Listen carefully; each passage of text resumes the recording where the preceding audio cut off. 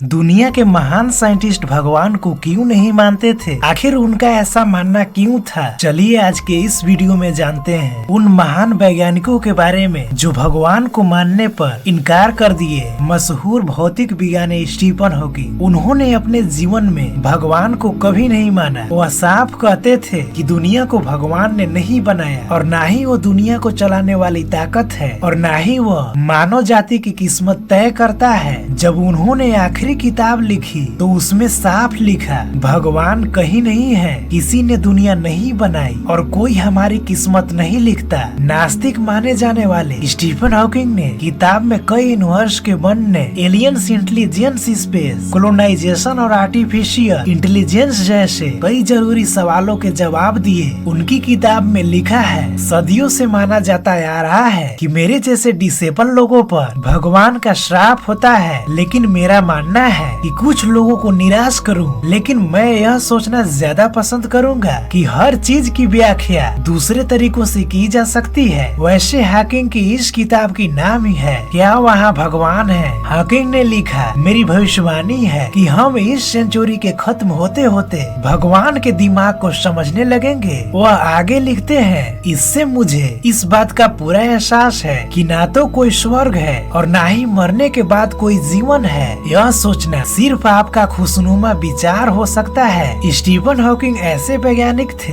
जिन्होंने आधुनिक दुनिया में ईश्वर की सत्ता को नकार दिया। अल्बर्ट आइंस्टीन ने अपने हाथों से एक चिट्ठी लिखी थी जिसमें उन्होंने धर्म पर चर्चा की थी। एक नीलामी में यह चिट्ठी $2.9 मिलियन यानी लगभग 20 करोड़ में बिकी। 1954 में लिखी गई इस चिट्ठी को गॉड लेटर यानी भगवान पर लिखी गई चिट्ठी भी कहा जाता है। जब आइंस्टीन ने इसे लिखा था तब वह 74 साल के थे। दरअसल जर्मनी के दार्शनिक गुटकिंड ने कुछ लिखा था जिसके जवाब में आइंस्टीन ने उन्हें 1.5 पन्ने की चिट्ठी लिखी थी। इस चिट्ठी को आइंस्टीन ने जर्मनी भाषा में लिखा था जिसमें वो धर्म को लेकर विश्वास पे बात करते हैं। वो लिखते हैं, ये जो भगवान नाम का शब्द है वो मेरे लिए कुछ भी नहीं है बल्कि लोगों की कमजोरी से पैदा हुआ एक शब्द है। वह आगे लिखते हैं, बाइबल आदरणीय तो है लेकिन फिर भी ये प्राचीन कहानियों का संग्रह मात्र है। वो आगे लिखते हैं कि किसी तरह की व्याख्या चाहे वो कितनी ही सूक्ष्म क्यों न हो, इसके बारे में उनके विचारों को नहीं बदल सकती। आइंस्टीन ने खुद के यहूदी धर्म के बारे में भी चर्चा की है और इसे भी उन्होंने अंधविश्वास पर आधारित बताकर खारिज कर दिया है। मुझे खुशी है कि मैं यहूदी समुदाय का हिस्सा हूँ, लेकिन ये धर्म भी